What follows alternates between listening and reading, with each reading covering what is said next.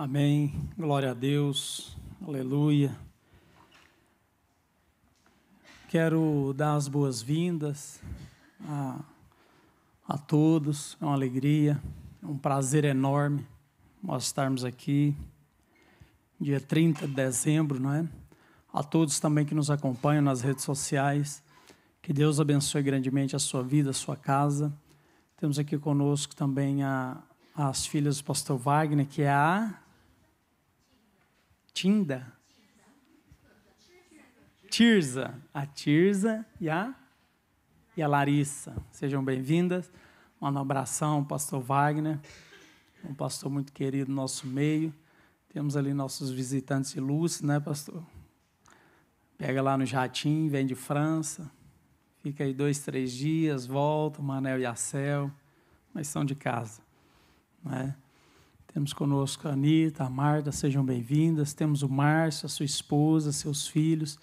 O Márcio, a primeira vez que ele veio, eu mandei localização. Agora já não é preciso mais, né, Márcio? O Márcio já aprendeu o caminho.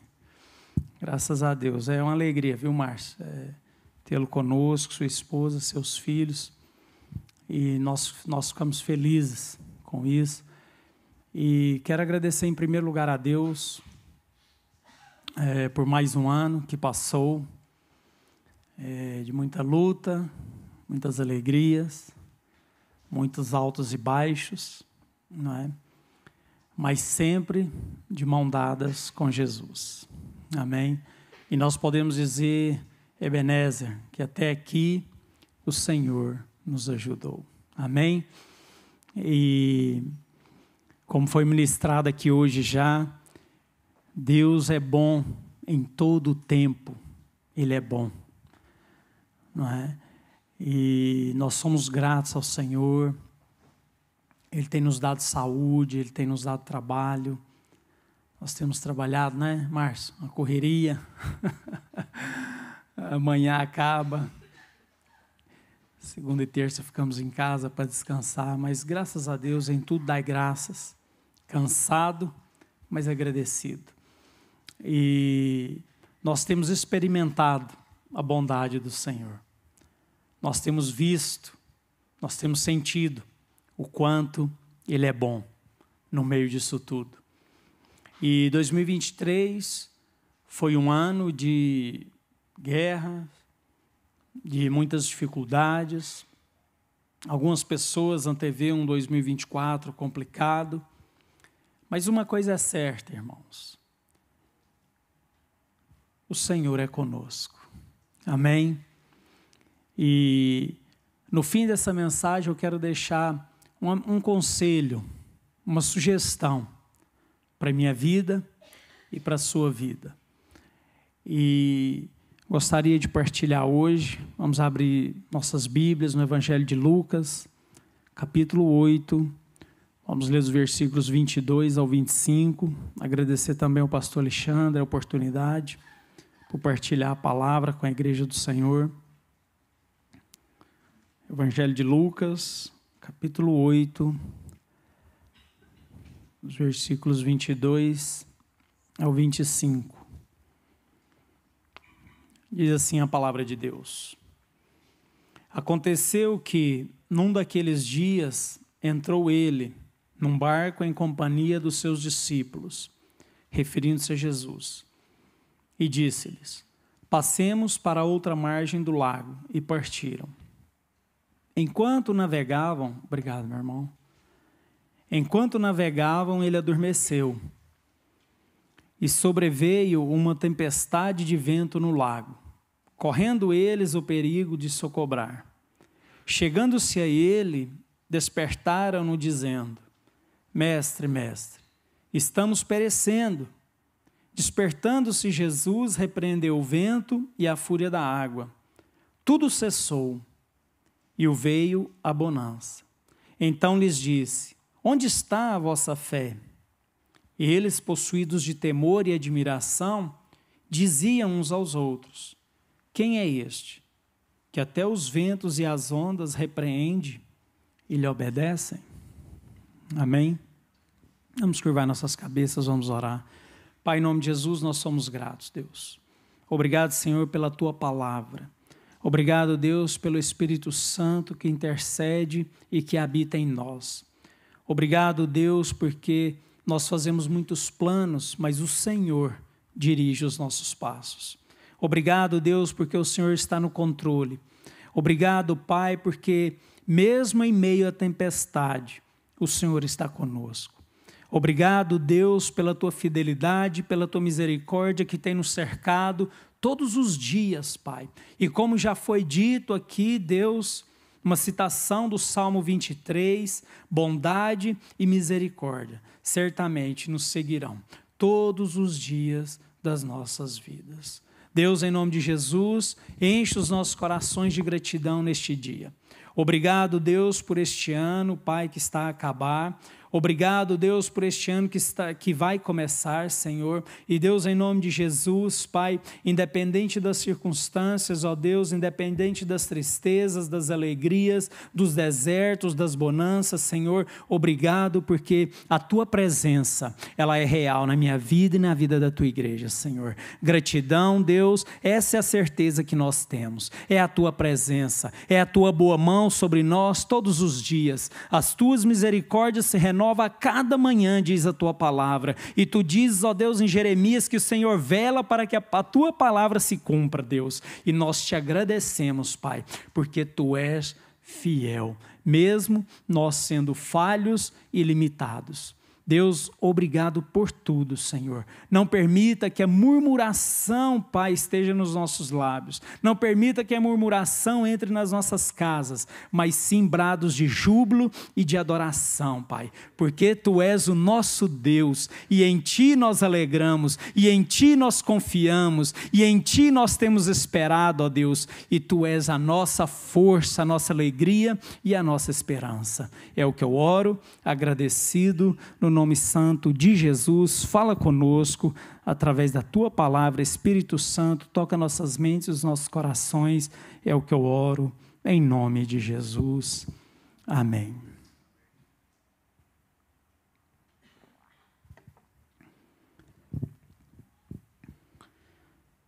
Texto que nós lemos, Evangelho de Lucas, capítulo 8, versículo 22 ao 25. Eu queria partilhar com os irmãos 3 pontos, e o primeiro está no versículo 22, onde a palavra de Deus diz que aconteceu que num daqueles dias entrou ele num barco em companhia dos seus discípulos e disse-lhes, passemos para outra margem do lago, e partiram. O que me chama a atenção aqui no versículo 22 e na continuação do texto, quando nós lemos que eles são acometidos por uma tempestade, ficam atemorizados e fazem aquela pergunta, quem é este? É que Jesus, ele fala para os seus discípulos, passemos para o outro lado. Jesus, ele não fala para os seus discípulos, talvez passemos. Talvez, se correr bem, nós vamos chegar do outro lado. Se a tempestade for pequenina, nós vamos conseguir... Não, Jesus disse, passemos para o outro lado. Ele determinou aquilo. Ele decretou que eles iam passar para o outro lado. E muitas das vezes, quando nós tiramos os olhos da palavra de Deus... Quando nós tiramos os olhos daquilo que Deus nos diz, daquilo que Deus nos entrega, nós ficamos como os discípulos naquele barco, em meio à tempestade. Nós ficamos com temor, com medo das situações, porque nós esquecemos das palavras de Jesus. Passemos para o outro lado. E assim foi, assim é na minha vida, assim é nas nossas vidas. Em tempos, muitas vezes nos acontece isso. Se nós lembrarmos dos discípulos a caminho de Emaús, quando Jesus ressurreto vai acompanhando aquele diálogo deles, e não havia esperança, havia um desânimo naquelas pessoas, havia tristeza naquelas pessoas, justamente porque elas tinham esquecido das palavras de Jesus. Que ele morreria, mas que no terceiro dia ele ressuscitaria e seria assunto aos céus. e enviaria o Consolador para nos guiar até a consumação dos séculos, até que Ele venha. É assim quando nós tiramos os olhos da palavra, é assim quando nós não guardamos no coração. Salmo 119, 11, guardei a sua palavra em meu coração para não pecar contra ti. É assim quando nós esquecemos das palavras de Jesus, é assim quando nós tiramos os olhos de Jesus. Há um momento no Velho Testamento que Deus diz assim: eu vou entregar essa terra para vocês que mana leite e mel. E o Senhor, Ele manda 12 espias. E 10 deles trazem más notícias. É impossível. O inimigo é muito grande, é poderoso. Mas Josué e Caleb, eles guardaram a promessa em seus corações, que Deus tinha dito que ia entregar essa terra que mana leite e mel. E eles guardaram a promessa em seus corações. E é isso que nos mantém vivos, é isso que nos mantém de pé. É aquilo que o Senhor diz, é a palavra de Deus, é o próprio Deus, é a presença de Deus nas nossas vidas. É isso que nos mantém de pé. É isso que nos mantém firmes em meio às dificuldades, em meio às tempestades. Nós temos aquela passagem de Jesus, quando Jesus anda sobre as águas, e Jesus chama Pedro: Pedro, sai do barco, vem ter comigo. E Pedro, enquanto Pedro olha para Jesus, enquanto Pedro fita os seus olhos em Jesus, Pedro anda sobre as águas. Mas quando Pedro tira os olhos de Jesus e coloca nas circunstâncias que estavam à sua volta, ele começa a afundar. É assim comigo e com você. Quando nós tiramos os olhos do autor e consumador da nossa fé, nós começamos a afundar nas águas, nós começamos a ter temores, nós começamos a ter medos.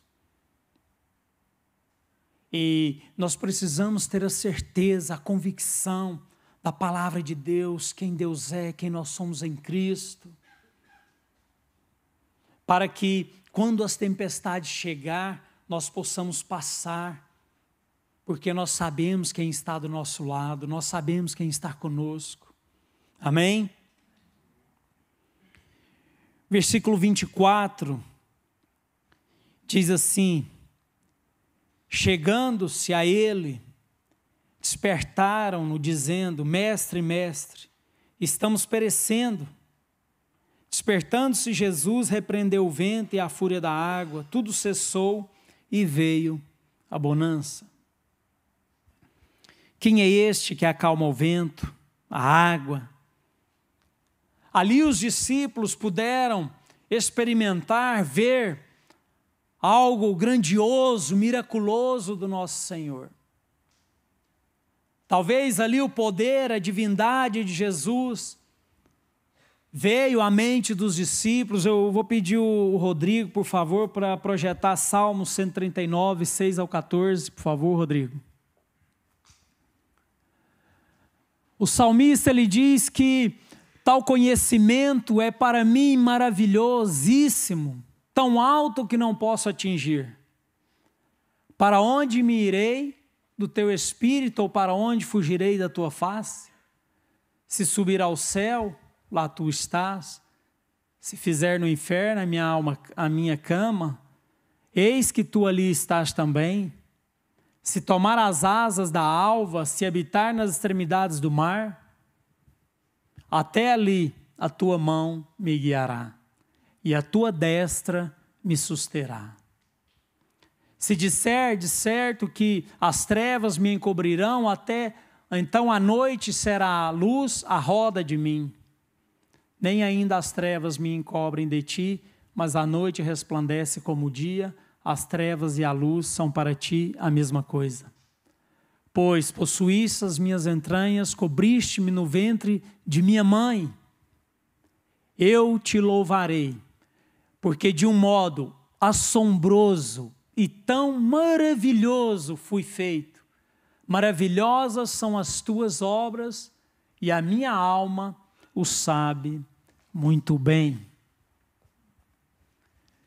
Quem é este?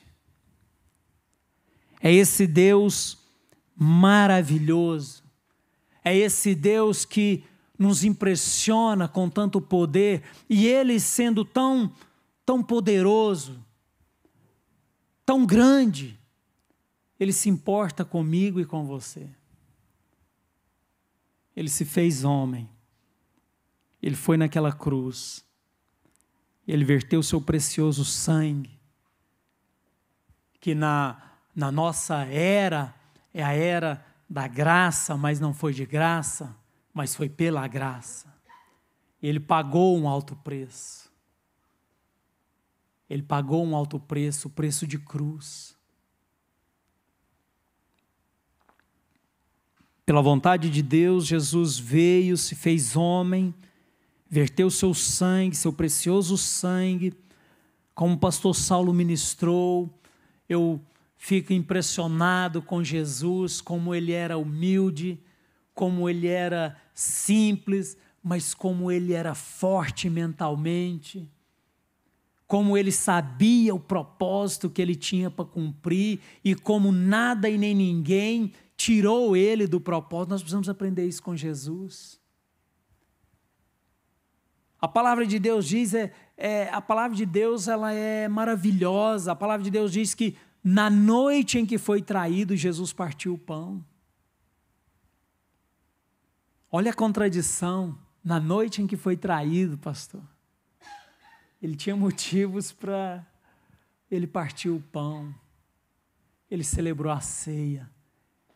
Ele foi em direção à cruz. Ele cumpriu o propósito, ele cumpriu a missão na noite em que foi traído. E ele sabia o que viria de vir. Ele orou lá no Getsemane, ele transpirou sangue, mas ele disse: Pai, se possível, afaste de mim esse cálice, mas no entanto, seja feita a tua vontade. A vontade do Senhor, ela é boa, ela é agradável, ela é perfeita. Diz a palavra de Deus em Romanos 12, 1 e 2. Quem é este?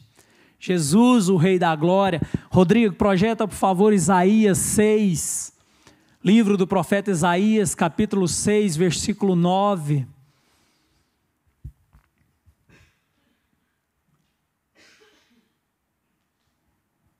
Eu devo ter me confundindo aqui.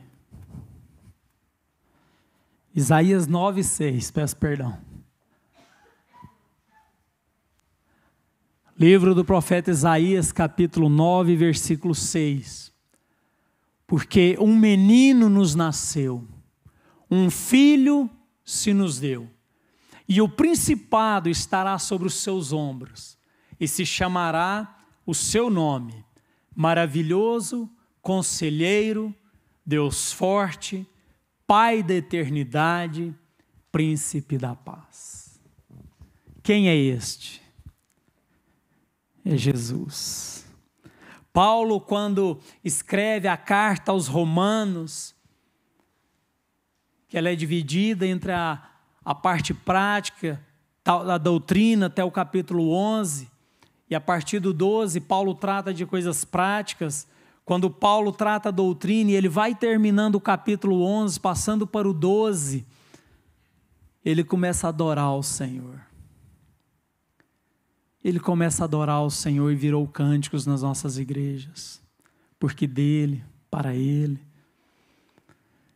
quão insondáveis, quão profundas é o conhecimento do Senhor. Quem conheceu a mente do Senhor?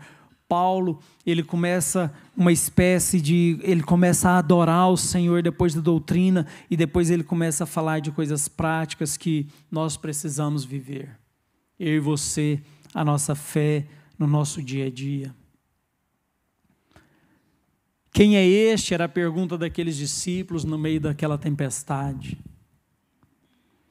Quem é este que até o vento e a água lhe obedecem? Quem é este? Eu não sei. Eu não sei quantas tempestades você passou nesse 2023, eu não sei quantas tempestades vocês vão passar e eu nesse 2024, eu não sei. Mas o que é certo é que as tempestades, elas às vezes, elas vêm nos mostrar quem Deus é nas nossas vidas.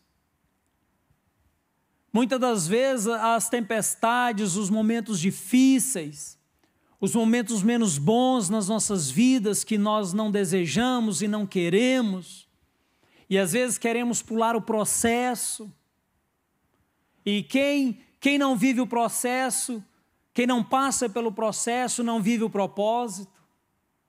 E muitas das vezes nós queremos saltar o processo e nós atrasamos aquilo que Deus quer fazer na minha vida e na sua vida. E aqui no versículo 25 vem essa indagação. Então lhe disse: onde está a vossa fé? Eles, possuídos de temor e admiração, diziam uns aos outros: quem é este que até os ventos e as ondas repreende e lhe obedecem? Eu não sei quantas tempestades nós passamos esse 2023 e quantas vamos passar o 2024 e quantas vamos passar até que Ele venha, ou até que Ele nos recolha para a sua presença. Porque Paulo, quando trata de escatologia, ele tinha a fé que ele ia ser arrebatado. Ele diz: os mortos ressuscitarão e nós, os vivos, seremos arrebatados. Ele tinha essa firme esperança em seu coração, e Paulo trata disso lá em Tessalônica, porque as pessoas estavam tentando, algumas pessoas, enfraquecer a fé, a esperança das pessoas, dizendo que não havia ressurreição. E Paulo trata isso também em Coríntios, e se não há ressurreição, vã é a nossa fé. E esses discípulos, no meio da tempestade, vem isso à mente deles: quem é este? As tempestades, ela traz perguntas para nós. As tempestades, muitas das vezes, ela traz indagações para nós. Muitas das vezes, será que Deus existe? Será que Deus me ama? Será que Deus esqueceu-se de mim? Será que Deus deixou de ser Deus? Será que Ele me abandonou? Capítulo 6 de Isaías diz que no ano da morte do rei Uzias, ou seja, no ano da morte de um rei, é sinônimo de caos, de bagunça, de confusão. No Velho Testamento, quando um rei morria, eles até tinham que, o rei que ia tomar posse, ele tinha que ver os familiares do outro rei, para não haver rebelião, tinham que matar. E é engraçado, até nisso, como Deus é maravilhoso. Vocês se lembram quando Saul perde o trono, e Davi assume o trono, e Mefibosete, cheio de medo, porque naquela altura era normal eles matarem os familiares dos reis para que não houvesse rebelião, e os reis batem na porta de Mefibosete, e se calhar passa na mente de Mefibosete: acabou os meus dias. Esse é o Deus da misericórdia. Davi pergunta: não terá mais alguém da casa de Jonas que eu possa abençoar? E traz Mefibosete ao palácio e fala: Mefibosete, a partir de hoje comerás sempre na mesa do rei. O nosso Deus, Ele não se rege por leis do mundo. Nós cristãos, nós como igreja, nós não nos regemos por leis do mundo. Ainda ontem eu estava vendo o telejornal, só notícia boa para 2024. Aumento de luz, aumento da água, tantos aumentos, irmão. Eu desliguei a televisão, chega. Não quero ouvir mais. Nós recebemos influência.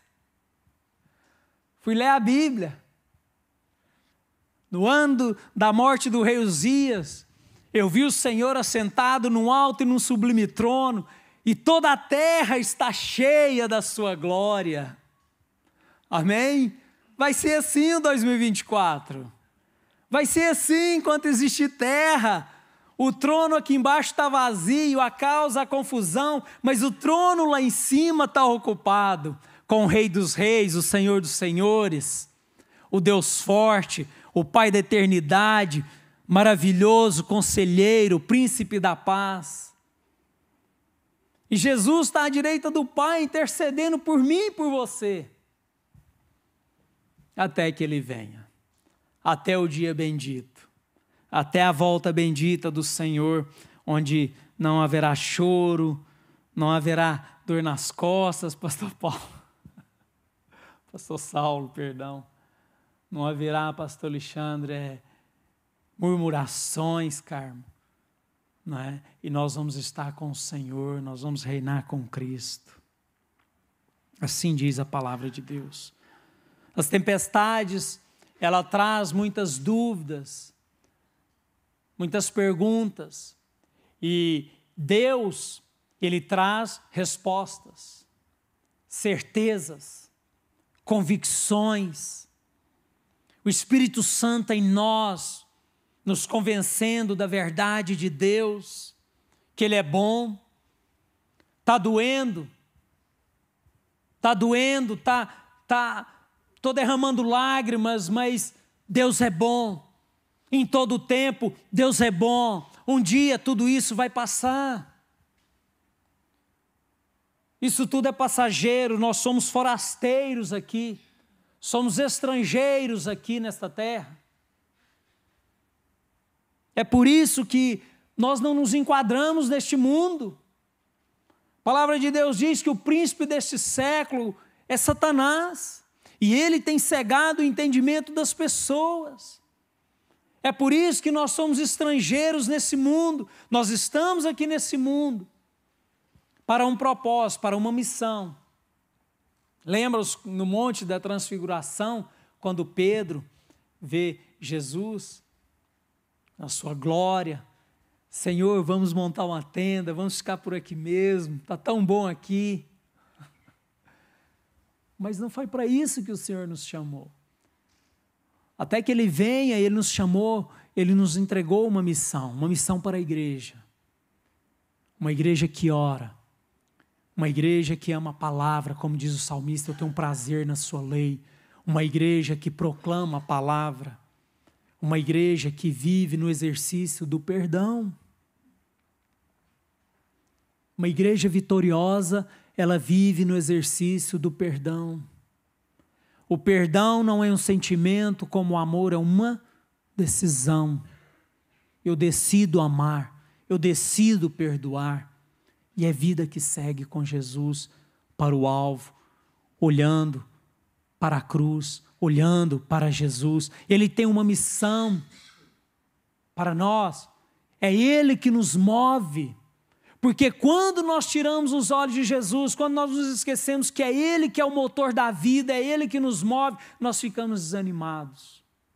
Nós desanimamos com as pessoas, nós desanimamos com a igreja, com o trabalho, nós desanimamos com tudo. Quando nós tiramos os olhos da palavra. 1 Coríntios 15, 58, irmãos, sejam abundantes, firmes, inabaláveis na obra do Senhor, porque o vosso trabalho não é em vão. Em quem? No Senhor. É Ele que vai nos compensar. É Ele que vai nos entregar a coroa. Amém? Há um diálogo de Jesus com Pedro. E Jesus diz assim: Pedro, eles dizem que eu sou Elias, que eu sou Jeremias. E eu acho tão forte quando a Bíblia diz isso, que eles diziam que ele era Jeremias. Irmãos, repare o ministério de Jeremias. Olhem para o ministério do profeta Jeremias. Os estudiosos dizem que as profecias dele, nenhuma se cumpriu com ele em vida. Ele é conhecido como o profeta chorão. Ele profetizava o pecado. Ele confrontava o pecado do povo. E aquelas pessoas estavam assemelhando Jesus com Jeremias. Mas hoje, enfim, irmãos, Jesus ele fala para Pedro: quem tu dizes que eu sou? E o próprio texto diz que essa revelação, ela não é dada por homem, ela não é dada pela carne, ela não é dada pelo sangue, mas pelo Espírito Santo de Deus. E Pedro diz uma verdade categórica, absoluta: tu és o Cristo, o Filho de Deus, o Filho do Deus vivo. E Jesus fala: isso te foi revelado pelo Espírito. E logo em seguida, quando Pedro tem essa revelação, através do Espírito Santo, que Jesus é Cristo, Filho de Deus, o Deus Altíssimo, Deus vivo, Jesus fala assim: Pedro, e tu és Pedro. Porque quando nós temos a consciência de quem é Deus, nós passamos a ter a consciência de quem nós somos em Cristo. E a palavra de Deus diz que em Cristo nós estamos nas regiões celestes. Que miserável do homem que espera de Deus somente nesta vida. Então, o que esperar?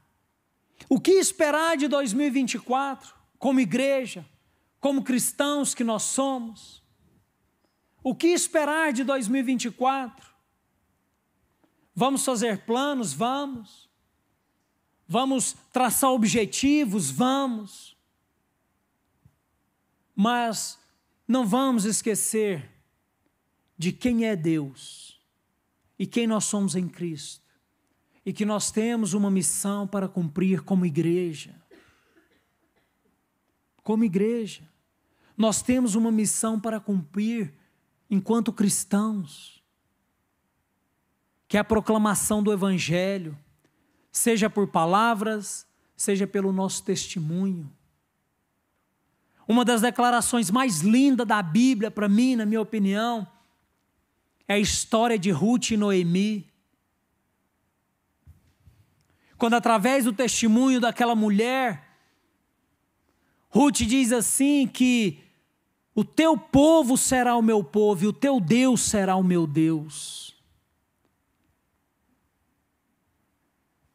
Noemi conviveu com Ruth 10 anos, diz a palavra. E ali eles saem da terra de Israel por causa da fome, depois os filhos conhecem, casa com Ruth, depois eles falecem, eles voltam para Israel. E Noemi despede as suas noras. É nora? É, Cláudia. É nora. A Cláudia está dizendo que é. Essa coisa de família, cunhado, faz um bocado de confusão, irmãos. A Cláudia está dizendo isso, é nora mesmo. Despediu suas noras. Mas quando chegou na altura de Ruth, ela falou assim: não, eu não vou voltar para o meu povo. Eu não vou voltar a cultuar aqueles deuses. O teu povo é o meu povo. O teu Deus é o meu Deus. Tremendo. Que a minha vida e a sua vida seja assim. Que através do nosso falar, do nosso viver, que nós possamos contagiar as pessoas que estão à nossa volta e que eles possam desejar ardentemente servir Jesus Cristo, serem discípulos de Jesus, entendermos que temos uma missão a cumprir, não somente no proclamar, mas no viver. Uma vida afastada do pecado, uma vida afastada de maledicências, de concupiscências, de desejos da carne, de paixões da carne que nos afasta de Deus, que nos faz mal. Nós vemos isso no Salmo 51, quando Davi peca, aquele pecado de Davi com Betseba, e ele fala sobre os ossos dele, que os ossos dele a saúde estava sendo afetada por causa do pecado. E ele diz: não retire de mim o teu espírito, não retire de mim a alegria da salvação, mas que nós sejamos uma igreja influente, uma igreja que contagie a sociedade, Caldas das Taipas, o norte de Portugal, porque nós queremos ver Portugal rendidos a Cristo, amém? E que nós sejamos instrumentos nas mãos de Deus para que isso venha acontecer, para que muitos venham conhecer Cristo, para que muitos venham ter o conhecimento de Jesus, desse Deus maravilhoso que transforma. Esses dias eu ouvi alguém dizer que as igrejas hoje procuram incluir as pessoas. Sim, claro que nós devemos incluir as pessoas, mas o nosso Jesus, ele não inclui, ele transforma. O nosso Jesus, ele transforma. Onde ele passou, houve transformação. Quem ele tocou foi transformado pelo poder dele. O nosso Jesus, ele transforma vidas. Ele quer transformar a minha vida e a sua. Ele quer que nós sejamos uma igreja fervorosa, uma igreja que ora, uma igreja que anda de joelhos. Eu postei esses dias uma frase de Billy Graham, que é tempo de nós vivermos com os 2 pés na igreja, com os 2 olhos na Bíblia, com os joelhos no chão. Pastor Elton, ele vaticinou isso, ele incutiu isso na minha vida. Ele incutiu isso aqui na igreja enquanto ele passou por cá, e isso foi o pilar do ministério dele. Como é que é, Manel? Joelho no chão, boca no pó. É o pilar da vida cristã, é o pilar da igreja. Irmãos, nós temos tido reunião de oração aqui na igreja, e nós temos orado para que o Espírito Santo venha nos incomodar, para que a igreja venha estar presente na reunião, porque a igreja, ela precisa estar junta em oração, e nós aprendemos isso com a Bíblia. Nós vemos isso em Êxodo com Moisés. Ele sobe para o monte, e o povo de Israel está lá embaixo, pelejando na peleja. E Arão e Hur vão com ele, enquanto ele ora e estende as mãos, Israel prevalece. Mas quando ele se cansa e baixa as mãos, o inimigo prevalece. Arão pega a mão de um lado, Hur pega a mão do outro, levanta as mãos, e assim fica até o pôr do sol. E a palavra de Deus diz que Israel prevalece. E nós precisamos aprender com a Bíblia. Nós precisamos aprender com Deus. Ali nos ensina a importância da oração para que o povo de Deus tenha vitória contra o inimigo. Ali nos ensina o trabalho coletivo de Arão e Hur segurando as mãos de Moisés. Ali nos ensina que nós não podemos andar sozinhos, como alguns dizem, como trata Hebreus os desigrejados. Aquela falácia que anda no meio das nossas igrejas, que nós somos igreja. Nós não somos igreja, eu não sou igreja. Eu faço parte do corpo de Cristo, do qual Cristo é o cabeça, e eu faço parte do corpo, que é a igreja. Porque se eu for o pé e eu estiver sozinho, lá em casa, eu sou simplesmente o pé. Mas se eu estiver no corpo de Cristo, eu sou igreja. Aí nós somos igreja. Não ande sozinho. Não deixe de congregar. Ah, mas os dissabores da vida, o A, o B, mas não é isso que nos move. A igreja é feita de pessoas. Pessoas como eu e você, falhas, limitadas, imperfeitas. É por isso que eu digo, igreja saudável, nós podemos traçar todos os tipos de estratégia, mas se nós não andarmos no exercício do perdão, em vão vai ser as estratégias. E o perdão é uma decisão.